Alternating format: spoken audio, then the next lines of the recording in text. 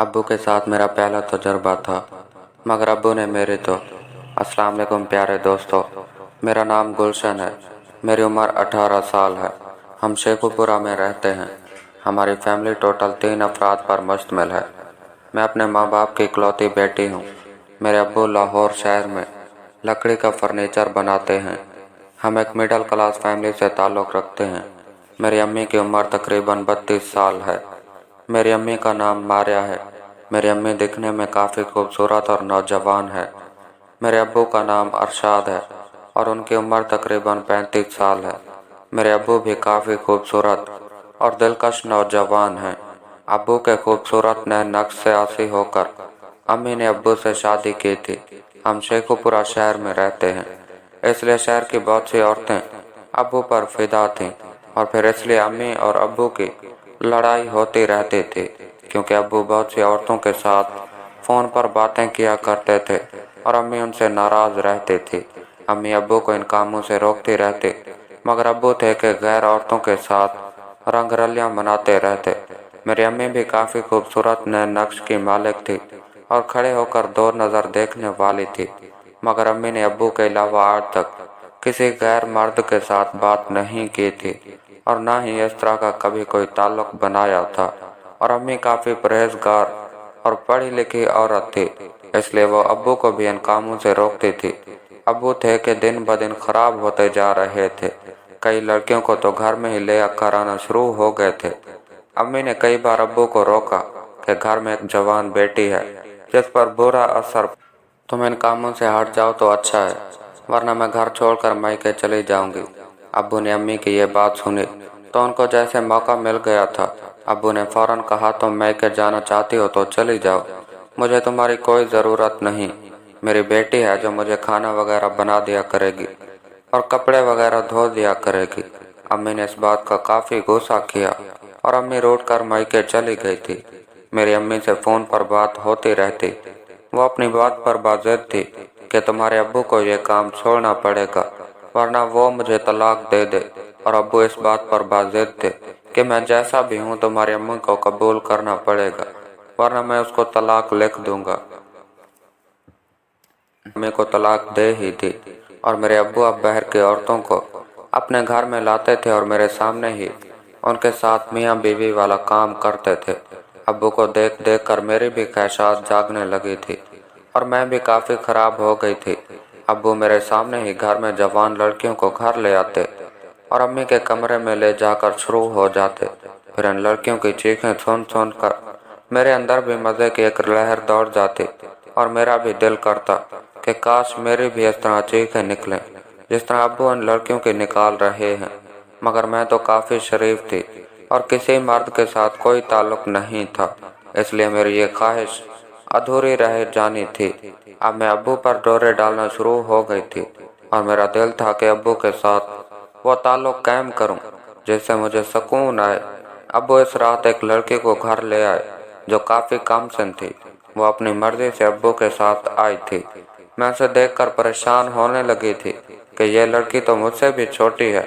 वो तकरीबन 16 साल की थी और मेरी उम्र तो 18 साल थी। फिर भी यह लड़की अब्बू के साथ मियाँ बीवी वाला ताल्लुक़ कैसे कायम करेगी। मगर जब आधी रात का वक्त हुआ, मैं उनका ड्रामा देखने के लिए काफ़ी बेताब थी। मैं उठी और अब्बू के कमरे के दरवाजे के पास चली गई। मैंने दरवाजे से कान लगाया तो उसकी चीखें और सुकून वाली आवाज़ें मिली जुली मेरे कानों से टकरा रही थी।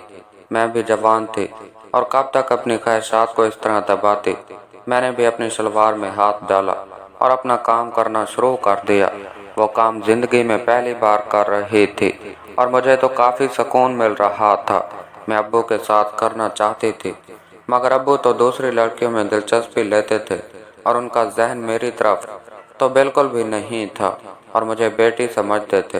लेकिन मैं अब्बू को शौहर की नज़र से देखना शुरू हो गई थी और अब्बू से ही वो काम करवाना चाह रही थी जो मियाँ बीवी आपस में करते हैं। वो लड़की रातों रात गायब हो गई। अगली सुबह अब्बू कमरे में लेटे हुए थे क्योंकि इस दिन उनको काम से छुट्टी थी। मैं अब्बू के कमरे में गई और उनको नाश्ता दिया। अब्बू काफ़ी थके हारे लग रहे थे। मैंने अब्बू से पूछा, अब्बू आप ये काम छोड़ क्यों नहीं देते, तो अब्बू कहने लगे कि मुझे कमसिन लड़कियों में ही सुकून मिलता है, इसलिए तुम्हारी अम्मी में वो मज़ा नहीं रहा जो इन कमसिन लड़कियों में होता है, और ना ही मैं तुम्हारी अम्मी को रख सकता हूँ। बस यही एक शर्त है कि वो ये सब कुछ बर्दाश्त करे। मैंने अब्बू को कहा कि अब्बा, पागल हो गए हैं आप। एक औरत अपने मनपसंद शख्स के साथ अपनी आंखों के सामने किसी दूसरी औरत को बर्दाश्त कर सकती है, और आप अम्मी का हक इन लड़कियों को देते हैं तो अम्मी ये बिल्कुल भी बर्दाश्त नहीं करेगी। आज अब्बू घर में अकेले थे, इसलिए मैं भी अब्बू को अपने जाल में फंसाना चाहती थी और उनके साथ वो ताल्लुक कायम करना चाहती थी जो मियाँ बीवी आपस में करते हैं। अब्बू उठे और नहाने चले गए। अब्बू टॉवल कमरे में ही भूल गए थे क्योंकि मैंने टॉवल छुपा दिया था। अब्बू थोड़ी देर में ही कपड़ों से आज़ाद होकर मुझे आवाज़ दी कि गुलशन बेटी, मैं टॉवल कमरे में ही भूल गया, जल्दी से मुझे टॉवल ला कर दो। मैं अब्बू के कमरे में गई और उन्हें टॉवल पकड़ाते हुए वॉशरूम का दरवाज़ा खोल दिया। अब्बू बिल्कुल कपड़ों से आज़ाद थे जो कि मेरे सामने खड़े हुए थे। अब्बू का सामने वाला सामान मुझे वाज़े नज़र आ रहा था और इतना बड़ा देखकर पहली दफ़ा मेरे होश उड़ गए थे। मैं तो जैसे पागल हो गई थी और अब्बू के सामान पर आशिक हो गई थी। अब्बू नहा कर निकले तो मुझसे काफ़ी शर्मिंदा थे और मुझसे नज़रें भी नहीं मिला रहे थे। अब्बू कमरे में आए तो मैं उनके लिए नाश्ता लेकर गई। अब्बू बेड पर बैठ गए और नाश्ता करने लगे। मेरी नज़र अब्बू के चेहरे पर थी और अब्बू की नज़रें झुकी हुई थीं क्योंकि मैंने अब्बू को बिना कपड़ों के देख लिया था। अब मैं अब्बू के करीब जाने लगी और कहा, अब्बू, जो काम आप दूसरी लड़कियों के साथ करते हैं वही काम मैं आपके साथ करना चाहती हूँ और अपनी ख्वाहिश को शादी से पहले ही पूरी करना चाहती हूँ। और वो पहले मर्द आप हैं जिनका सामान मैंने देखा है और मैं खुद अपने दिल से वो सामान लेने के लिए कह रही हूँ।